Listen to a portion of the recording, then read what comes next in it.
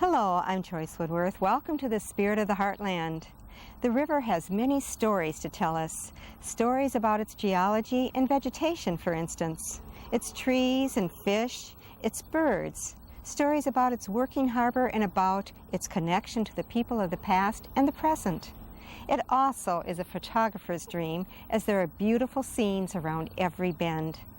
In today's show, we're going to take a trip on the River Explorer and hear some of these stories for ourselves. In the summer of 2007, Winona State University helped to tell the stories of the river by offering classes to the public on a 64-foot houseboat that leaves from Winona's levee at the foot of Johnson Street. These classes are held on specific Saturdays throughout the summer, and tickets can be purchased at the Winona Island Cafe and the Visitor Center on Huff Street. I'm standing with Pat Mutter, who's the director of Visit Winona, and they started a new program in the summer of 2007, bringing the university onto the Mississippi, and she's going to tell us more about this program. Hi, Joyce. Yes, this is really exciting for us. We have a partnership with Winona State University, and it's University on the River, Mississippi Explorations. And it's a chance to let people enjoy the river while they learn about it. We are a river community, and we just don't have the option for everyone to be out on that, and we figured that since Winona State has this boat, that we could partner up and provide some presentations and have people get a ride while they're learning about the river and the environment. Excellent idea. Now, have you also partnered with the Winona Cafe here? Yes, it's the Winona Island Cafe, and we're very grateful to Amy, who's the owner, that she is providing an eat-in lunch for each of the tickets that have been purchased for this. So this is really a nice partnership between the cafe and Visit Winona and Winona State University. You know, it's such a beautiful location, and we're on the Mississippi, which is internationally known, and it gives people a chance to really get to know, I think, our community and the area from the perspective of the river. So we are hopeful that if this works out this year, that we will put on many more next year. This is Captain Carneth, who used to pilot and captain, actually, the big river boats here on the Mississippi, and now we're fortunate enough to have reined him in here in Winona, and he's the captain of the Winona State boat, which is called the River Explorer. The River Explorer. Aptly named. Well, does it meet your satisfaction for getting your full benefit out of the river like you always love? Oh, absolutely. It's a 64-foot houseboat, and there's plenty of room for 25, 30 people on there. We can take classes out and have them split up into several groups, and one on top side, one in the big salon, and split them up and get the maximum enjoyment out of the boat. And everybody's looking at the river, so it's perfect for a classroom boat. It really is. How does it feel to you to have been on the huge boats, taking them up and down all the way up the Mississippi, and then just staying in this little pool with this little boat?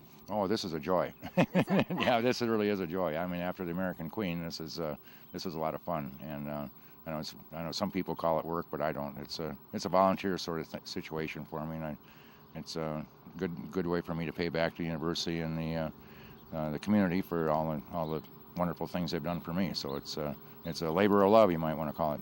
Oh, good. Well, welcome back to Winona, Dick. Thanks. Retirement is very enjoyable. I recommend it to anybody. A pleasant day and a learning experience is promised on this riverboat. Several of the classes offered are photographing the Mississippi with renowned photographer Ellen Blake Sheldon, an evening with the birds with bird specialist Mike Kennedy, the multi-dimensional river with Big River magazine publisher Reggie McLeod, and Meet the Mississippi with river expert Cal Fremling. We traveled on the boat with Reggie McLeod and Cal Fremling to get a taste of what is offered with this University on the River program.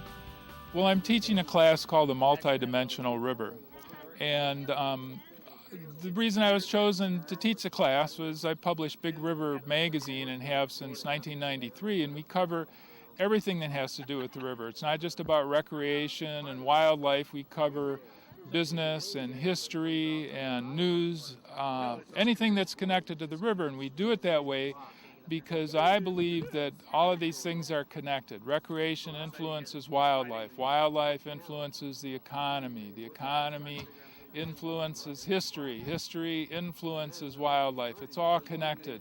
And that's what this class is going to try to show. I'm going to bring a suitcase full of props. They're not props, they're treasures from the river. I'm going to bring my pet garfish. I'm going to bring shells, mussel shells that had buttons cut out of them more than 100 years ago. I'm going to bring zebra mussels. I'm going to bring some plants and different things. And we're going to talk about the connections between all those things. We're going to talk about the history of those things and how wildlife is connected to the history. And we're going to look at all those connections. And then we're going to go out to a good spot on the river. People can go ashore and look for their own evidence. Then we'll bring those things together and we'll talk about what they mean, why they're there, what they are, how they connect up with the other things, how they affect human history. People live in Winona in these river towns because of the river. People have changed the river a lot. We've changed the river with the lock and dam systems. Big River magazine covers the river from the Twin Cities to the Quad Cities. So of course that's the part, I have to say that's the part I love, but I really do. That's the most interesting part of it, I believe, because of the bluffs and because of the islands and because there's a lot of natural river there. We were fortunate that the federal government made this a wildlife refuge back early in the 20th century. The main reason that the river up here is so much more interesting to me, and I think it's much more complex and more natural, is because a lot of the backwaters were preserved around here. The Fish and Wildlife Refuge stretches from Lake Pepin down to the Quad Cities, the Upper Mississippi Refuge. In other areas of the river, very often, these areas that you see that are islands and backwaters would have been diked. There'd be a dike right along the edge of the main channel, and they would have pumped out all the water behind there and had cornfields. The refuge bought this land and protected a lot of it and kept it from being developed or used for agriculture, and so that preserved the river very much the way it was before we built the locks and dams. So you still have islands, you have backwaters, you have the complexity, you have a lot of types of fish and birds and habitats and plants. The Whitman backwaters, just upriver here below Buffalo City, is very complex maze-like backwaters and wetlands that are very much the way the entire river looked at one time. But just the bluffs. I mean, the bluffs around here are so amazing. It's long been a hobby of mine to explore overlooks. They're just great places to just sit and look at the river valley. Speaking of multi-dimensional river, you really appreciate this place when you get up in the air. Garvin Heights in Winona is beautiful. Buena Vista in Alma is an incredible overlook. You look right down on a lock. You can see boats locked through. You can look into the backwaters behind Lock and Dam 4, Finger Lakes, and I try to just sit down for a half hour and just spend some time thinking and just appreciating the beauty. So I think we're very, very fortunate to live in this place, and I think this is the best stretch of the Mississippi River. The whole 2,000 plus miles of it, the area right around Winona is the best part of it.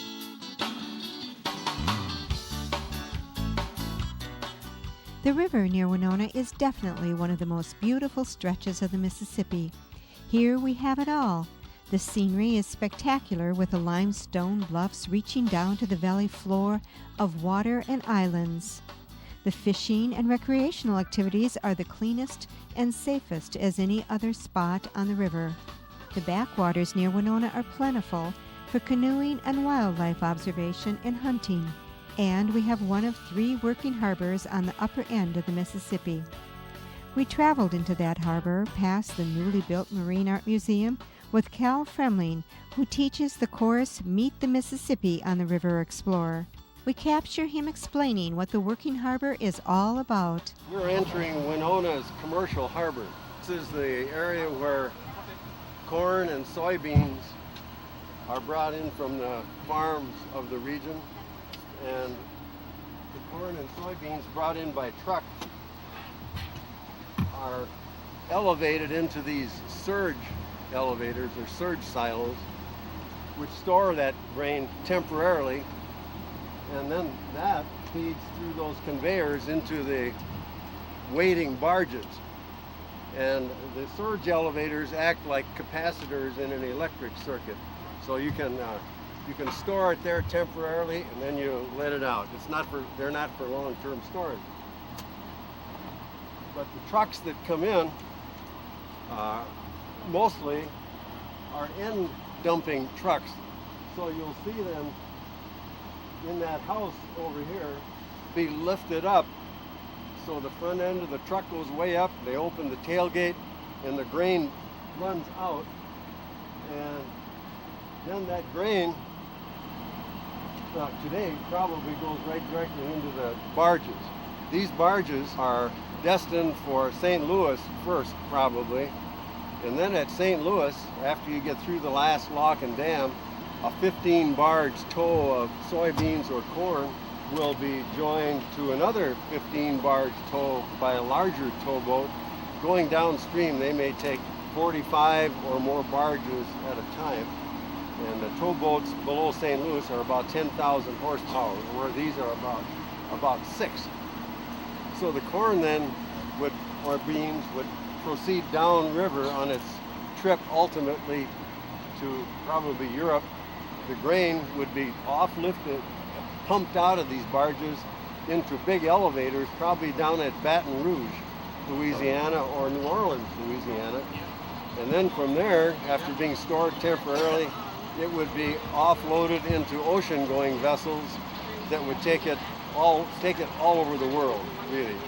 And contrary to what most people think, the grain that goes from here is not usually ends up for human consumption.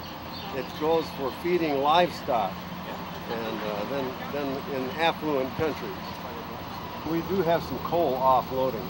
Careful when they unload these barges that they don't unload right from the center only. If they unload it from the center, the barge may be buoyed up too much and have too much weight in the nose, and the barge could actually break in half. They're very careful to start unloading a barge or loading it from one end and then proceeding to the other end.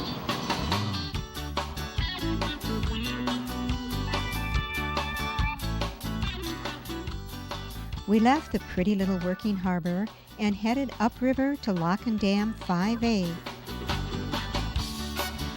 Well, we're sitting here on the River Explorer on the top deck, and it's an absolutely beautiful day, and I'm with Cal Fremling, who teaches the course Meet the Mississippi for the University on the River. Hi, Cal. Hi, Joyce. Now, Cal, you are a longtime river expert, and you wrote a wonderful, wonderful book called The Immortal River that teaches us very much about the geology of the river. And I understand that's one of the things that you teach in this course on the river. Is that right? Well, I begin with the geology of the river, but it really is more of an ecological book or historic book. So geology, ecology, history, transportation, all of those things. Dam building, wing dam building, and so on. Well, let's talk about some of those things, some of the things that you would be teaching on the course. For instance, the geology. Let's talk about the geology in the beginning of Winona on the Mississippi River. Well, it's hard to believe as we look around here today, but about 10,000 years ago, this valley that we're in was about 200 feet deeper than it is now. So the bluffs would have been really spectacular then. And flowing through here was a glacial river. And we should never think that the river was so big that it filled the whole thing up to the top of the bluffs, because it never did. But it was a big river flowing through here. And the river was fed by glacial melt. The last big glacier, the Wisconsin Glacier, had melted back into Canada, but it was blocking the Red River of the North, which ordinarily flows into Hudson Bay. And because of that, a huge glacial lake was formed, Glacial Lake Agassiz, that covered parts of northwestern Minnesota, North Dakota, Alberta, Saskatchewan.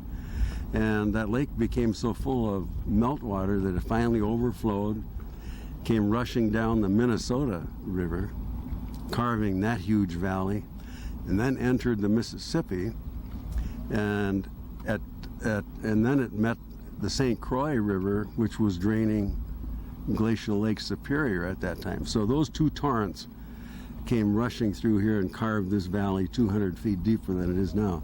And at that time, the vegetation didn't look anything like it does now. The predominant vegetation probably was white cedar, white spruce, alder, birch.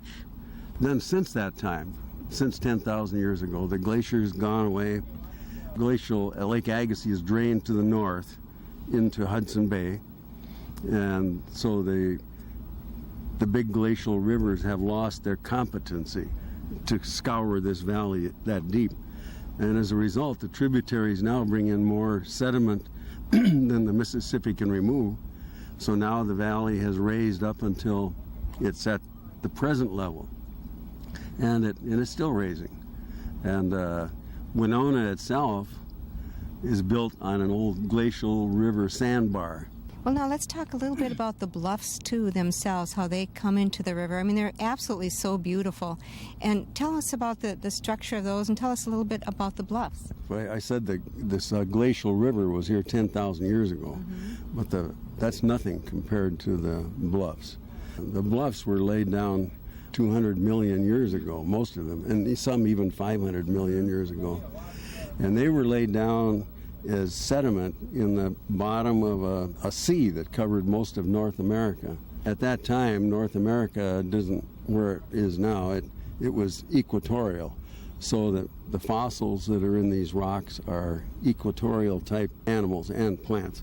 But the sediment was laid down as sandstone and ultimately limestone. As the sediments were laid down in this shallow sea, the weight of the sediments depressed the crust of the earth enough so that the sea didn't really get much deeper.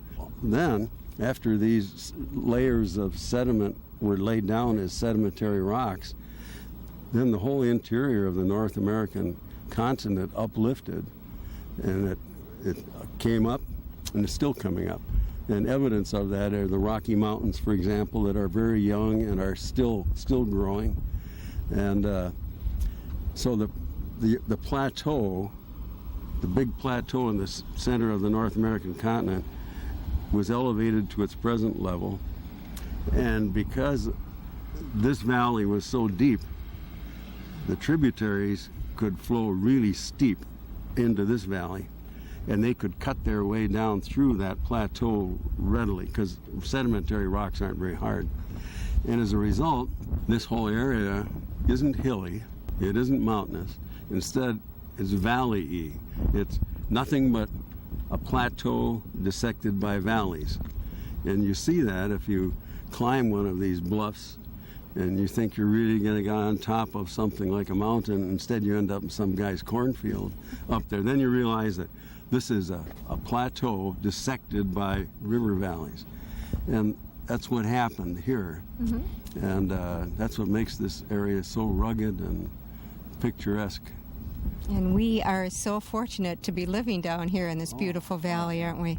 Well, let's talk about the recreational value of the river. I mean, there's fishing and there's boating and so many different wonderful things to do here. Let's talk a little bit maybe about the fishing possibilities. Well, we saw a good example of that when we left the pier. There were a couple fellows sitting there with long poles catching nice bluegills. Where else can you do that in the United States? Sit down in a picturesque spot and fish bluegills that are excellent eating and are safe to eat. And if you came out here and fished on the channel where we are, you could catch any one of dozens of fish. If I were fishing on one of these rock structures that we can't see, they're under the water, but if I sat there with a night crawler on a Lindy rig on the bottom, I could expect to get freshwater drum, maybe walleyes, maybe saugers, bluegills, crappies, white bass, channel catfish, maybe a flathead catfish, rock bass, lake sturgeon, sand sturgeon. There's some big fish in here too that don't bite on line, like paddlefish. They get up to 100 pounds. Now, are all of them edible? We don't have the mercury problem quite like they do in other places? Well, the mercury problem is quite complex. Most of the mercury that gets into our water comes out of the atmosphere. It's hard to believe anything like mercury could be airborne, but it is. If I spilled mercury on that tabletop, ultimately it would disappear. That mercury would become a vapor in the air and be gone. But it would come down someplace as rain. So everything is subjected to mercury. If the mercury comes into a watershed like the border water canoe area of Minnesota and the same equivalent in Wisconsin, there's nothing to buffer that mercury in the water because it's soft water. And so the mercury there goes into solution and it can cause problems in fish. But it's less of a problem here because this is a hard water river, and things tend to precipitate out with the hardness in the water. We have other things, though. We have PCBs to an extent, and still some residual DDT, but even that is decreased markedly. And the upshot of all this is you eat young, fast-growing fish. Eat small fish. Don't eat the 40-pound whatever that have been gathering that stuff for years and years. So no problem with bluegills, really no problem with crappies or little catfish about that big, but I would be reluctant to eat a 20-pound catfish. Sure. That makes great sense. Yeah. Yeah. Well, so let's talk some more about some of the vegetation on the river that we're going to see. You touched a little bit about the trees that used to be here. What do we find here today? Well, if you went on to any of these islands that we're seeing here in the floodplain, the predominant tree that we'd see would be silver maple. But also in these forests, you'd find ash, once in a while a catalpa, you'd find cottonwood and willow. The one that's most endangered, in my opinion, would be the cottonwood. The big cottonwoods are important because they provide places for eagles to nest. The eagle likes to get up as high as it can to nest. And since it builds such a huge nest, the nest may weigh a ton or more. It might weigh a ton? Oh, what yeah. do they put in that nest to make it so heavy? Just sticks. Yeah. And I've watched them in the spring, or late winter really, in a cottonwood. The eagle, I can't ever tell if it's a male or a female, but they go out because they look the same, but if they go out on the limb farther and farther and farther until the limb breaks and their feet are on it, but they don't let go of it. They hold it and flutter up and put the broken limb into the nest. What a clever way of getting their sticks. And they also break them off with their beak, and pick them up on the ground, I suppose, too. But they build a huge nest. The eagles, by the way, are more abundant now than they were 20 years ago, by far. If we went through here in early spring on this little trip we're making now, you might see 100 bald eagles. Wow. They're really abundant. And ospreys and double-crested cormorants. Two of the most common birds in this area are great blue herons. And they're long-legged, long-billed birds that wade around very quietly and spear fish. And the one that looks just like them, only it's snow white, is the great egret. And they're abundant here too. And both species nest in the treetops in the floodplain, in places that are called rookeries. So we have rookeries every once in a while where they do their nesting. They pick a spot where there is very little disturbance and nest there. We're seeing more and more sandhill cranes, and all of those are nice to see because they're good indicators of good quality habitat. So you feel that the river right here is quite healthy? Oh yeah. We've reduced pollution greatly.